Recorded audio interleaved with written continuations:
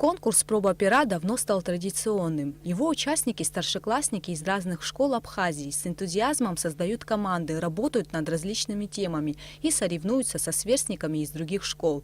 В этом году конкурс был приурочен к юбилеям классиков абхазской литературы Дмитрия Гулия и Фазиля Искандера. В нем приняли участие сборные команды из всех районов республики и города Сухум. В этом году конкурс состоял из двух этапов – письменного и художественного. Сначала его участники на двух языках, абхазском и русском, должны были написать сочинение по мотивам произведений Фазиля Искандера и Дмитрия Гулия, затем нарисовать иллюстрации также по мотивам произведений знаменитых писателей.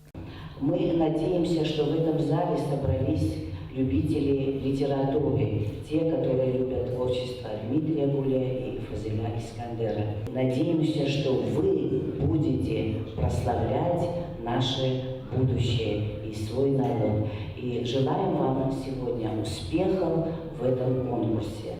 «Проба пера» – это конкурс, во время которого его участники должны продемонстрировать не только хорошие знания, но и свое умение и талант. Некоторые из школьников принимали участие в таком мероприятии впервые. Особенно интересным для них стал конкурс рисунков, так как изобразить на бумаге впечатления от прочитанных произведений под силу не каждому. Впервые принимаю участие в таком конкурсе. На самом деле было очень интересно. Мы немного нервничаем, если честно. Сегодня мы нарисовали произведение Дмитрия Гулия, называется «Ачадж». Почему мы выбрали это произведение? Потому что оно на самом деле намного ближе к нам.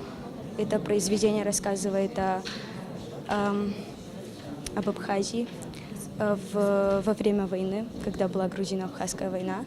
Сегодня, придя сюда, мне очень понравилось испытать все вот эти впечатления, потому что, во-первых, да, есть немного волнения, но это волнение, оно с привкусом таким вот, прям вот радуешься и все быстренько делаешь и хочешь все успеть. Сегодня я выбрала тему Дмитрий Гулия «Школ Сашталас». Я эту тему выбрала, потому что, во-первых, как бы в ней очень много можно было бы добавить ярких красок и очень такое вот интересное событие, когда он убегает и его кусает собака.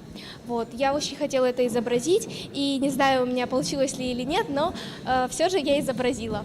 Пока компетентное жюри решало сложную задачу и пыталось определить художников, которые лучше всех справились с заданием, участников и гостей мероприятия порадовали своим мастерством детские инструментальные ансамбли «Райда» и «Анана Гунда».